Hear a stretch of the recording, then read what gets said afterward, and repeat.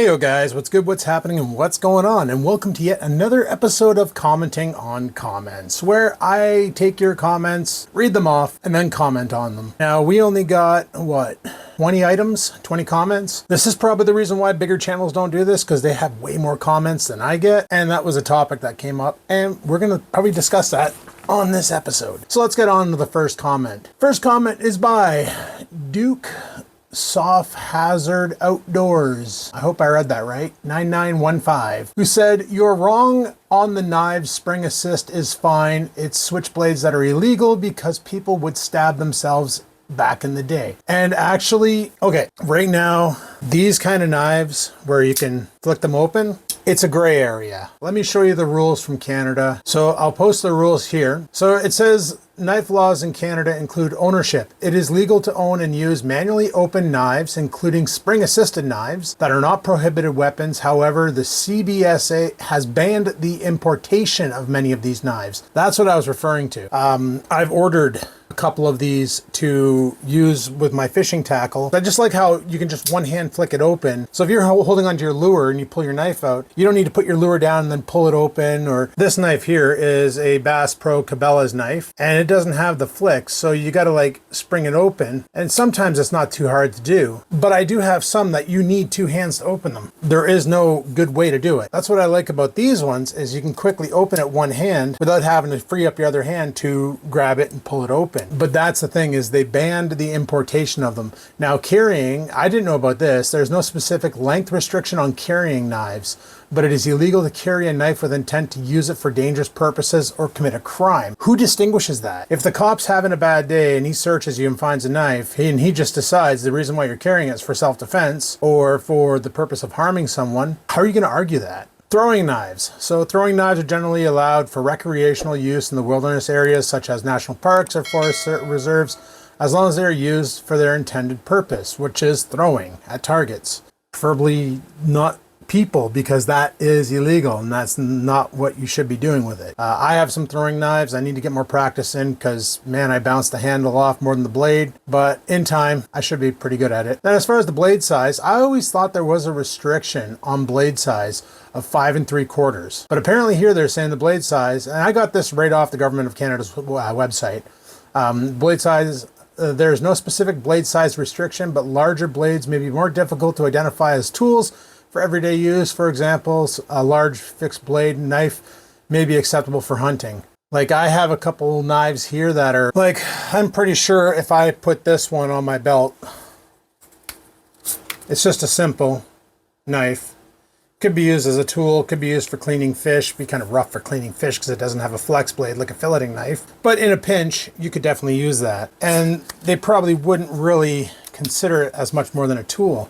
However, if I had this big boy strapped on my belt, like I'm not hunting gators, I don't need to carry this. I bring this in the bush because the nice blade, you can baton with it. So when you want to break down some wood into kindling, this comes up clutch. But to carry this as your everyday carry, you'd probably drop some suspicion. So yeah, this one here only comes out with me when I'm going in the woods or camping, because number one, it's full tang, so it can take batoning. And if I did need to defend myself against wildlife like a coyote or something, I could probably do some serious damage with this. I'll take some serious damage, but I could definitely hand it out. Where batoning with something like this is not wise, because this is not full tang. The tang actually ends right around here-ish on the blade.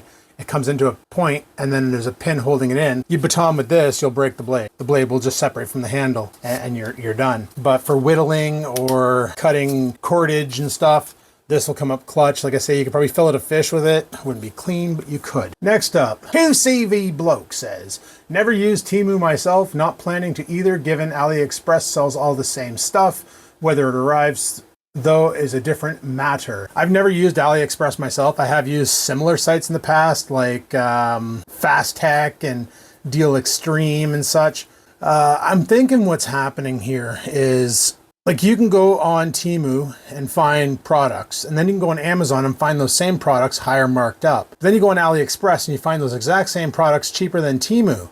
I think what's going on is people are buying from AliExpress, reselling through Temu, and then reselling more expensive on Amazon. And in the end, it's all the same junk. So ordering from AliExpress, if it shows up, is probably your best bet to save cash and get the same item. But I've never tried AliExpress. I'm tempted to, but I don't need to purchase anything new, so I might look on there for some new video lighting. That might come up clutch. Next up, we got Ford Erie Rocks, and he says, after the last software update, my GoPro is a pile. You know, I wonder if that's what happened to my GoPro. My Hero 12 has been causing me nothing but drama lately. Like, it won't turn on, and then you got to do a battery pull, and when you have the media mod on, a battery pull isn't just simply open the battery door and taking it out. You got to like take it off the tripod, open up the media mod, pull the camera out of the media mod, pull the battery, reinsert the battery, reinsert the media mod, see if it'll charge, see if it'll work. And I don't know why it's being like this. I checked the GoPro because to upgrade the firmware on it, you got to do it through your cell phone. It's probably another way to do it, but the cell phone seems to be the easiest way. You just sync it to your phone. The phone downloads the firmware and installs it. However, there's no new mod or no new firmware for it. And I'm really upset, which is why I'm thinking if I get another action cam in the future, it ain't going to be a GoPro. I might try the Insta360 brand out and see how they are.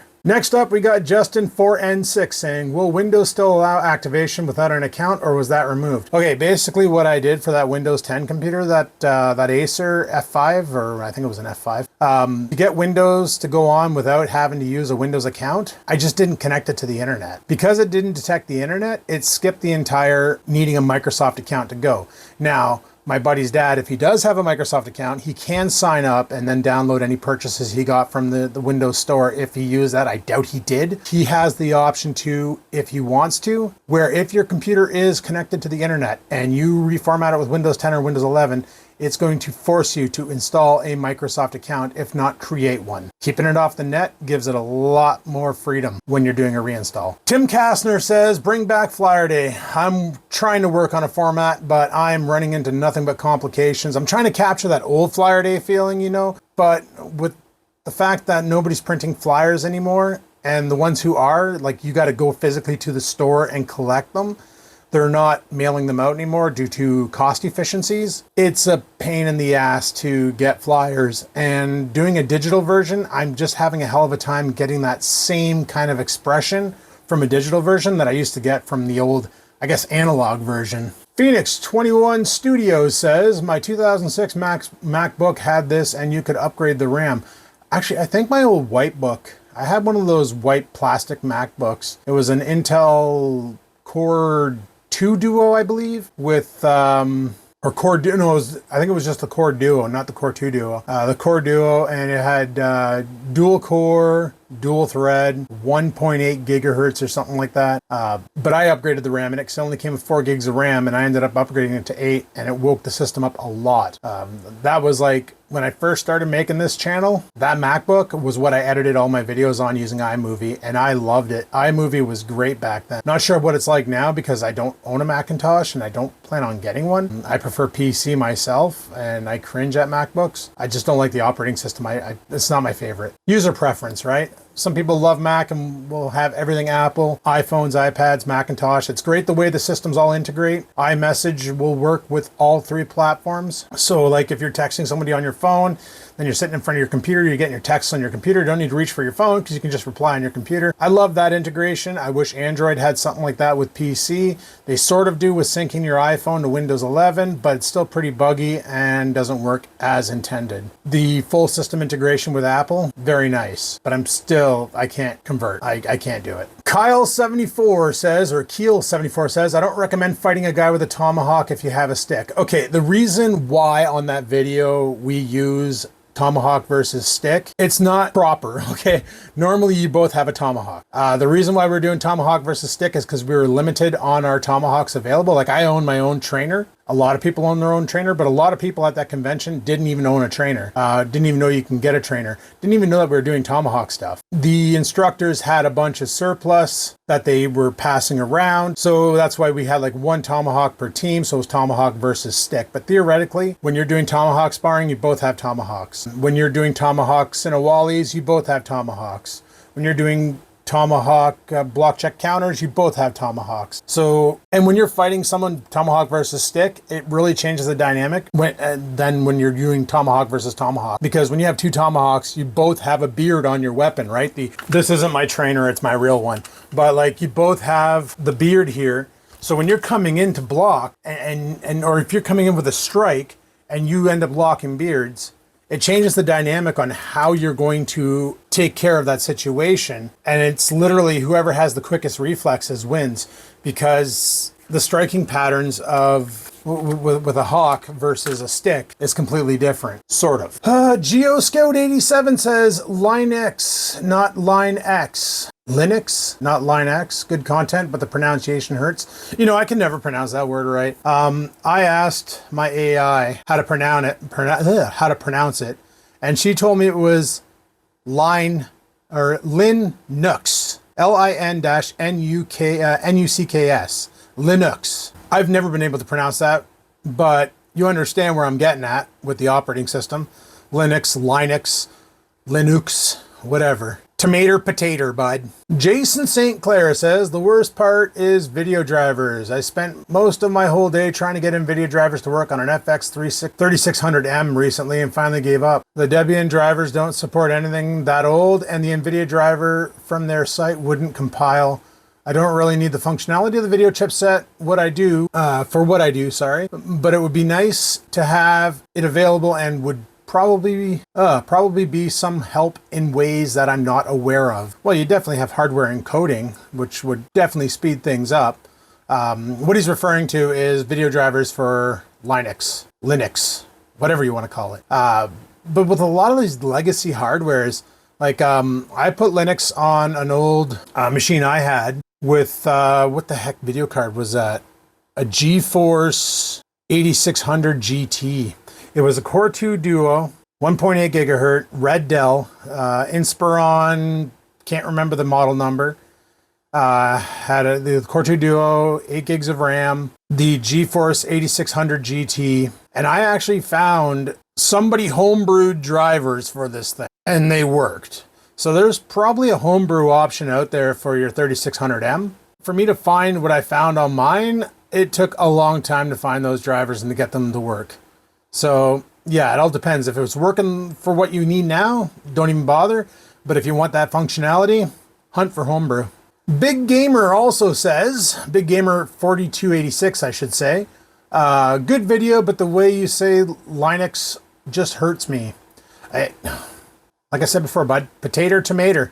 They all make great apple pies. Galaxy Studio Gaming says, if you're willing to do some digging, you can find slow but usable laptops for a whole lot cheaper than that. And that is very, very, very true. Actually, there's a lot of places that hand out machines that are pretty much e-waste that they get donated, and they just give them out. And they make great setups for trying out different distributions of Linux. Krusty1971 says, the only difference on that burger, it's just the sauce. Kind of got excited the first time I saw the Krabby Burger advertised because I never watched SpongeBob and I thought they were bringing in a fish burger. See, from what I read about the Krabby Patty on the show is that it was a vegan burger. There was no meat used. It was vegetable based. But then people are saying, no, it was crab based, and Mr. Crab was like, when he ate one, he goes, that's what I taste like? So now I'm starting to really wonder what the heck it's supposed to be. Kawasaki 8093 says, or Kawasaki KX 8093 says, cooking with the Hobo Krabby Patty edition. No, I don't plan on doing a Krabby Patty edition of Cooking with the Hobo. I might do some cooking over the winter. We might revisit a chili recipe. We might try something there. But as for right now, definitely not going to do the Krabby Patty. That's not. 2CV Bloke says, if you like physics-based style, there's a game called Exanima that has similar gameplay mechanics, though it's more magic-y and wizardry stuff, but you get to grab things and hurl them about and swing them around and whatnot to fight enemies with. I tried out the game, and wow, I'm gonna have to play it for a bit before I even bother trying to stream that, because let me tell you, the mechanics are brutal. It definitely takes a lot of learning to do, because normally in a game like to move around, WASD is your forward, back, left, right. The way this game works is wherever the mouse is pointing is where you're always facing. So W makes you walk forward, but if you move the mouse left or right, your guy will move left or right. If you move the mouse behind you, or if the mouse somehow gets behind you, your guy just turns around. I don't really like the mechanics, but I'm pretty sure I can get used to it. Kawasaki KX8093 says the pineapple frosty was fire though. So apparently I've never tried the frosty. This is at Wendy's, by the way, the restaurant, the fast food restaurant. They have a pineapple frosty. I've never tried it. I love pineapple, and now I kind of want one. Canadian Guy 79 says, great review, bud. I enjoy the driving vlogs. Takes me back to the days when you drove the Pontiac G6. Let's not remind me of those days. You were working at the call center a long time ago, but I enjoy the convo while you drive. Yeah, like when I used to do the rolling vlogs, like every day I'd drive to work and I'd have the camera on my dash videotaping. I'd be talking about something. And that kind of went away when I stopped doing the daily vlogs because it was just getting too much and too repetitive. But yeah, driving the G6, what a friggin' potato that car was. Like that's what put a bad taste in my mouth for General Motors, was that car. Even though I have a Pontiac Firebird from 1988, modern GM cars just, I don't know. Like Dad had an Impala and it was okay. Needed work all the time, but he was happy with it. I just never had this issue with Fords, even though everybody dogs on Ford. It's just been reliable. Like my Ford Focus was great, and my Ford F-150 right now is just great. So I guess I'm brand loyal. I don't know. Mike Deshane 3919 says they have posters up inside Wendy's with pictures of Plankton saying, staff notice, do not serve this tiny green man. Burger was all right. Wendy's, like all other fast food chains, is losing money, so they're doing whatever gimmick they can to get traffic in the door. Yeah, that's probably because I don't know if do you remember, I used to get these coupons in the mail from like McDonald's, 2 can dine for $6.99. And it was like you got 2 burgers, 2 fries, 2 Cokes for $6.99. Now I'm getting those coupons in the mail and it's like 2 can dine for $19.99. What the hell happened? Why did it literally jump up 3 times in price? Like, what the hell happened? So it's like, I don't even bother with fast food because number 1, you don't buy it, you rent it. And number 2, it's not exactly good. Like a beef patty should have 1 ingredient, beef. It shouldn't have all this extra shit like maltodextrin and dextrose and sucralose and all this other junk added to it. It should just be beef. So I'd rather just cook at home because then I know what's going into my food, sort of. Josh HH, is that an L? I think it's an L. No, Joshy. We're going to go with Joshy. Joshy 1. Shame we don't get Wendy's in the UK. Also reminded me of you heading out to get bacon mushroom melt. We're sold out. Oh, I remember that. That was Adrian and I back in the day. We used to go out whenever the bacon mushroom melt would come back at Wendy's. We would go and grab one and then just eat it on camera. And it was like the greatest burger ever. And then I don't know why they don't offer it all the time. You can get one at Dairy Queen all the time. You can get one at A&W all the time. Can't get it at Wendy's, and it's a shame because it's probably the best burger they ever made. The Bug 4046 says, it smells and tastes like Play-Doh. It made me feel like crap and the farting and upset stomach. Oh my god, I couldn't even be around myself. Never again. Yeah, I can agree with the farting. Like after I ate that burger and then an hour later, the gastro distress was bad. Like there's a guy who always comments on my videos saying, where are the farts? Where are the farts? Well, they all happened off camera because that burger rocked me in a way that I shouldn't have been rocked. It was bad, but I didn't find it tasted like Play-Doh. I actually enjoyed the flavor, but what I didn't enjoy was I don't eat fast food often, and when I do, I pay for it. Because I just become Farty McFartfart. Two-Wheel Warrior says, still waiting for a tour of the ski hill, but I don't ski. And you can't I don't think you can just walk up it. I'm pretty sure that's private property and you can't just go on there because of liability reasons. I know people do bike up it, but if they get caught, they're gonna get nailed with a trespassing fine. And I'm not really into breaking the law for YouTube content. There's other YouTubers out there that do that. So yeah. And guys, that there is commenting on comments for this week. So like I say, on the content throughout next week, I usually film these on Thursday. So if you want your comment read, make sure to comment on the videos. You can ask me anything you want. It doesn't matter if it has to do with the video or not. If there's something I can say about the comment, I'll grab it and I will say it and let you know. So thanks for watching. Hopefully you enjoyed this week's commenting on comments, and stay tuned for next week because there'll probably be a third. All right, guys, peace the frig out.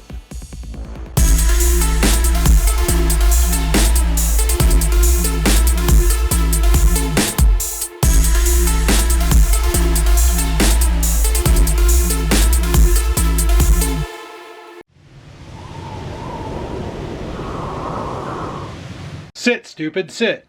Good dog.